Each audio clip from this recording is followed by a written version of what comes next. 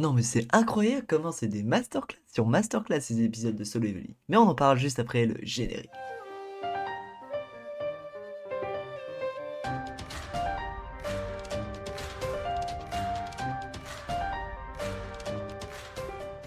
Bonjour à tous et à toutes, j'espère que vous allez bien. Désolé si j'ai l'air un peu fatigué, le rythme est un peu moins rapide sur cette vidéo, mais je sors du coup de la Pictasia, un événement qui se passe sur Poitiers et dont je fais partie des organisateurs. Ça a duré du coup le montage, on a mis 2 jours pour monter, 2 jours pour démonter, et l'événement a duré 2 jours.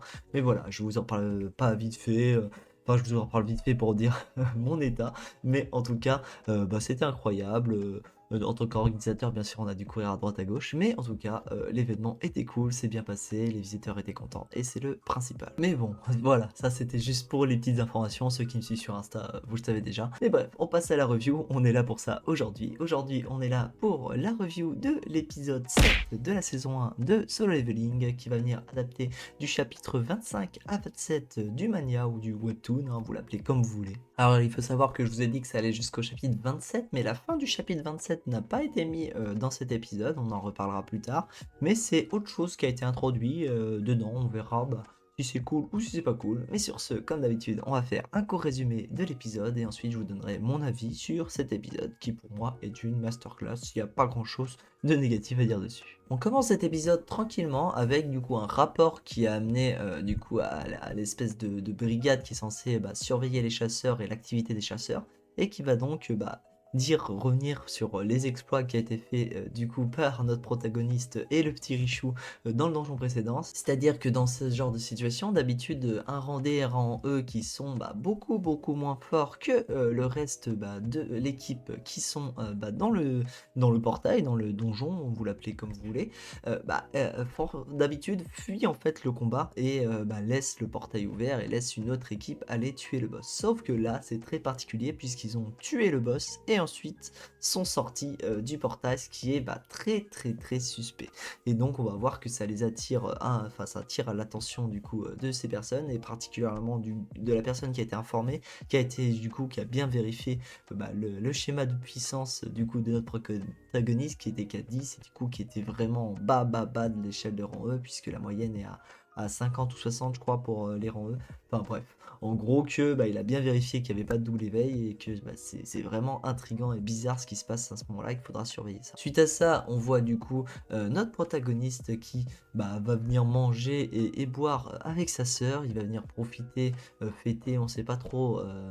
La sœur ne sait pas trop pourquoi c'est ça, mais lui en gros ce qu'il veut c'est qu'il est, en gros il a des remords de fou, enfin c'est pas des remords, c'est qu'il se rend compte pour la première fois qu'il était largement au-dessus des chasseurs qui étaient avec lui, qu'il a tué sans hésiter des personnes de sang-froid, des vraies personnes et pas des monstres, et que franchement ça le ronge de l'intérieur, c'est pour ça qu'il veut boire, il veut essayer de se bourrer le plus possible, et c'est là qu'il se rend compte qu'en fait le système depuis son double donjon, il s'en était pas rendu compte, mais c'est pour ça que ses membres avaient repoussé.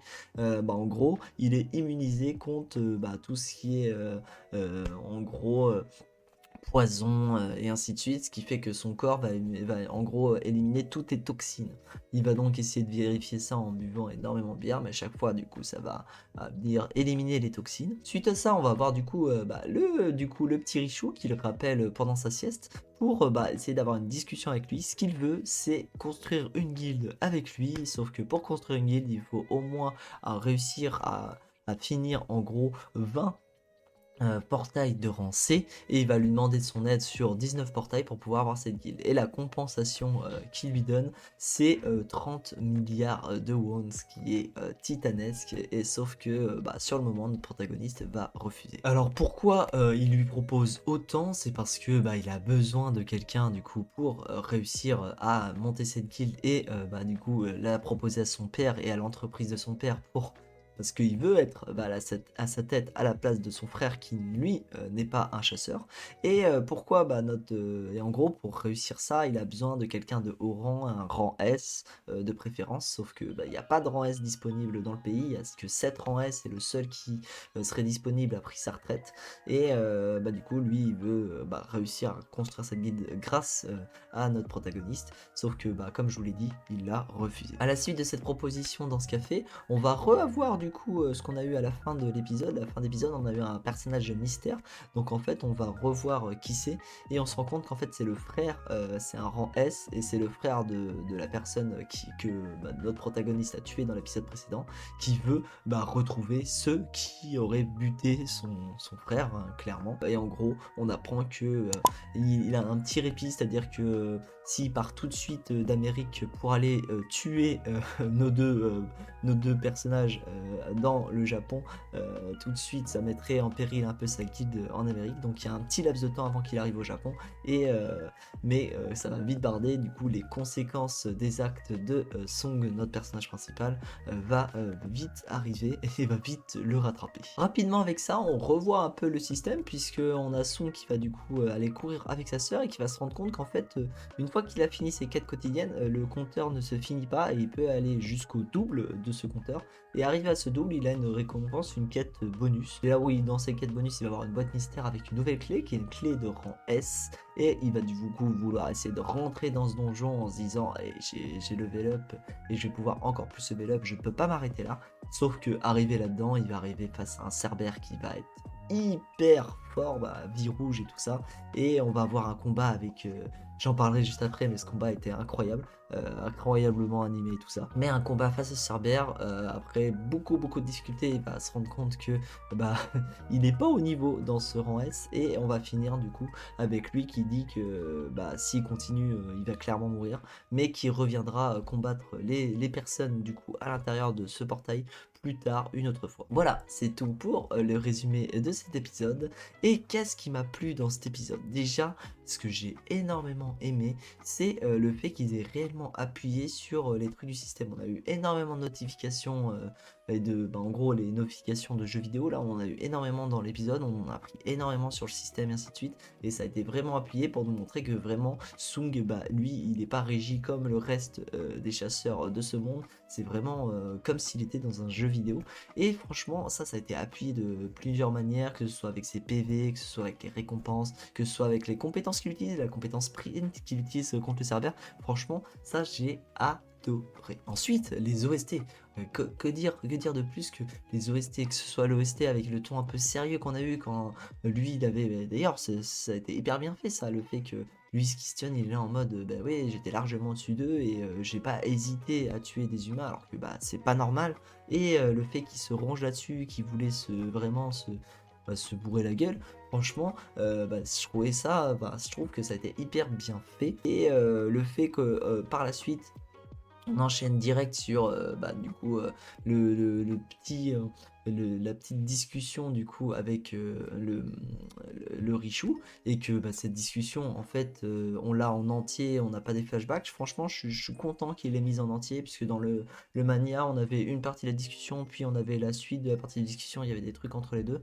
Là je suis content qu'il l'ait mise. Et tant qu'on est dans la structure et dans les rajouts de cet épisode, je trouve ça hyper intéressant qu'ils aient rajouté du coup ce petit temps avec du coup le rang S, le frère du coup du personnage qui a été tué dans l'épisode précédent, puisque là dans la structure de l'épisode on a un moment où il est dans ses remords, et juste avant qu'il est dans ses remords, on a aussi ce rapport qu'il y a et qui montre que c'est bizarre. Et on voit que du coup les actes qu'il a eu au sein des chasseurs, même si on ne peut pas le punir par la loi avec du coup ce qu'il a fait dans ce portail, puisque c'est la loi de la jungle un peu des chasseurs, il y a toujours des conséquences, que ce soit du coup avec le frère de rang S qui va débarquer et qui là il y a un compte à rebours autour de lui pour qu'il devienne fort, puisqu'on a vu du coup avec le Cerbère qu'il avait pas le niveau d'un rang S, et le fait aussi du coup que avec le rapport qu'il y a eu, on a vu que c'est quand même intriguant et bizarre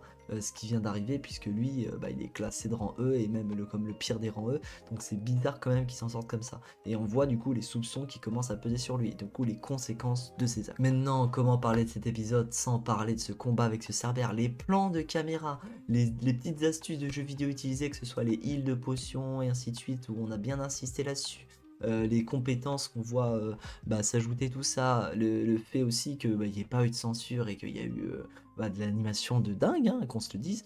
Franchement, ce combat était incroyable. En plus de ça, comme je vous ai dit précédemment, on voit vraiment l'écart qu'il a avec le rang S, puisqu'on a des bêtes du coup de rang S. C'est pas un boss de rang S, mais vraiment des bêtes de rang S qui est en face de lui, et du coup qui sont à peu près du niveau des chasseurs de rang S. Et se dire que ça, c'est largement de son niveau et qui galère sa race à pouvoir l'utiliser, qu'il est obligé d'utiliser des petites astuces pour pouvoir le battre. Je trouve ça hyper intéressant et en gros, ça vient appuyer l'enjeu du fait que le gars de rang S, il arrive pour le buter et il va falloir qu'il fasse très attention. En plus de ça, ce qui est bien dans cet épisode, c'est qu'en plus de ça, on a l'objectif et les motivations du personnage principal qui sont encore plus appuyées, puisqu'on reparle enfin de sa mère et d'un élixir qui pourrait la sauver de sa maladie, et le fait aussi qu'il peut gagner beaucoup d'argent pour pouvoir mettre la famille comment dire, sécuriser la famille, hein, pour être simple. Je trouve pas mes mots, désolé, c'est la fatigue. Mais en gros, tout ça nous montre les motivations et le regain de motivation et le fait que notre personnage a ses motivations et en plus les conséquences qui vont lui coller au cul et qui font que il a vraiment envie de level up de plus en plus et qu'il est motivé pour devenir de plus en plus fort. Mais bon, le gros point positif de cet épisode, et là je peux pas trop en parler, hein, j'essaierai de vous mettre quelques images sans être copyright. Mais en gros, c'est pour moi ce combat qui était incroyable et la structure de l'épisode qui a été, je trouve, hyper bien réussi avec les OST qui étaient vraiment incroyables. Franchement, rien à dire. Cet épisode était vraiment bon. Je vois pas quoi vous dire en point négatif. Le combat était hyper bien réalisé, alors que normalement il dure qu'un chapitre. Là, il dure même pas un chapitre puisque la fin du chapitre c'est autre chose. Il dure même pas un chapitre et là je trouve que ça a été hyper bien animé et on ressent en gros cette pression et franchement rien à dire. Mais voilà, j'ai un peu trop parlé, encore désolé pour la fatigue, mais voilà. J'espère que cette vidéo vous a plu. N'hésitez pas à mettre dans les commentaires si vous, cet épisode vous a plu également. N'hésitez pas à liker la vidéo. Normalement, la semaine prochaine, on n'aura pas de review de Solo Leveling puisque si j'ai bien tout compris, ça va être un épisode de 7,5 qui va sortir, donc un peu un résumé de ce qui s'est passé précédemment, donc on n'aura pas l'épisode 8. Donc si c'est le cas, réellement le cas, on n'aura pas de review de l'épisode 8 puisqu'il ne sera pas sorti, il sortira la semaine d'après. Mais s'il y a l'épisode 8, je ferai une review, mais a priori ce ne sera pas le cas. Voilà, sur ce, je vous souhaite une agréable journée, une agréable soirée en fonction de quand vous regardez cette vidéo, et on se retrouve une prochaine fois pour une prochaine vidéo. Ciao, ciao.